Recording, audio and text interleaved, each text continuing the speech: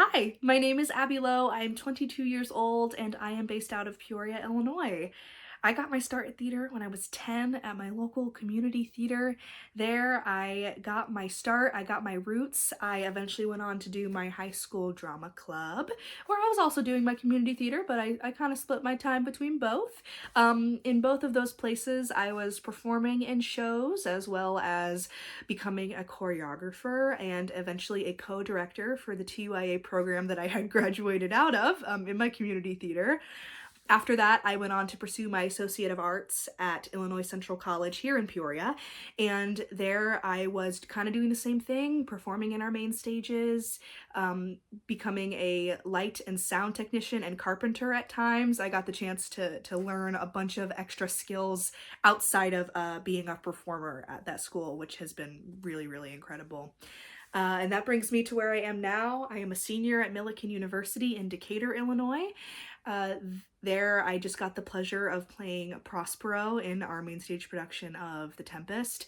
There's a quote from that show that is the reason and has reminded me why I do theater, and it's the rarer action is in virtue than in vengeance.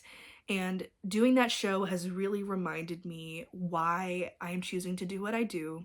And it's that art is activism. Art has always been activism, and I believe that it will always be activism. I think it is the best way to shed light on issues, to bring awareness to problems facing our country, facing the world, to give voices to those that often don't get them. I think if there's one thing we have in common, it's that we're all humans. I think theater is about humanity, and when we can bridge the just being humans to conquering and tackling the issues that we're facing, I think it's a really powerful thing. And if there's one thing I want to do with my life, it's tell stories that leave an impact, it's tell stories that have a meaning, and tell stories that inspire people to not only question things within themselves, but ask questions about the world and maybe even make a change. I don't need to be the biggest, brightest star out there. I just want to inspire at least one person to make a difference in the world and leave it a little bit better than when they got here. So that's a little bit about me. Enjoy the rest of the package. Thank you. Hello. This is a cut from He Plays the Violin from 1776.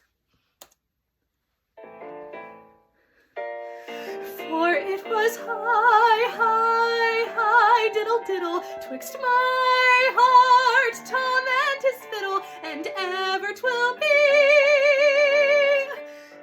high, high, high, high, through eternity. He plays the violin.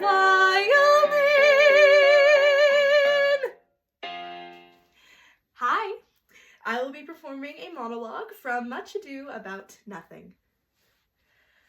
Good Margaret, run thee to the parlor.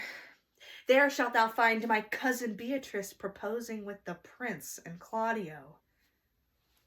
Whisper her ear, and tell her I and Ursula walk in the orchard, and our whole discourse is all of her. Say that thou overheardst us, and bid her steal into the pleached bower where honeysuckles ripened by the sun forbid the sun to enter, like favorites made proud by princes that advance their pride against the power that bred it. There will she hide her to listen our purpose. Bear thee well in it, and leave us alone. Now, Ursula, when Beatrice doth come, as we do trace this alley up and down, our talk must only be of Benedick. For look, where Beatrice like a lopping runs, close by the ground, to hear our conference.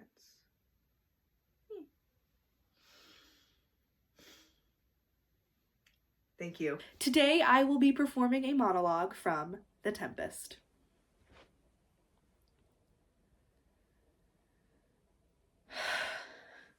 I must once in a month recount what thou hast been, which thou forgett'st.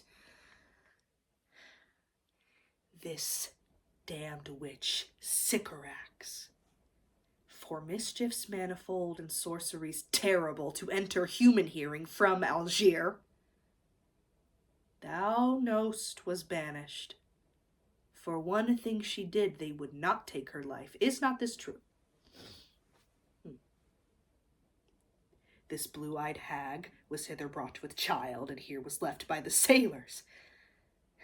As thou report'st thyself, wast then her servant, and for thou was a spirit too delicate to act her earthy and abhorred commands. Refusing her grand hests, she did confine thee into a cloven pine, within which rift, imprisoned, thou didst painfully remain a dozen years, within which space she died and left thee there.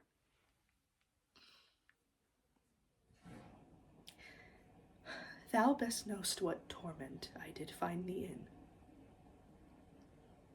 Thy groans did make wolves howl and penetrate the breast of ever angry bears. It was mine art. When I arrived and heard thee, that made gape the pine and let thee out.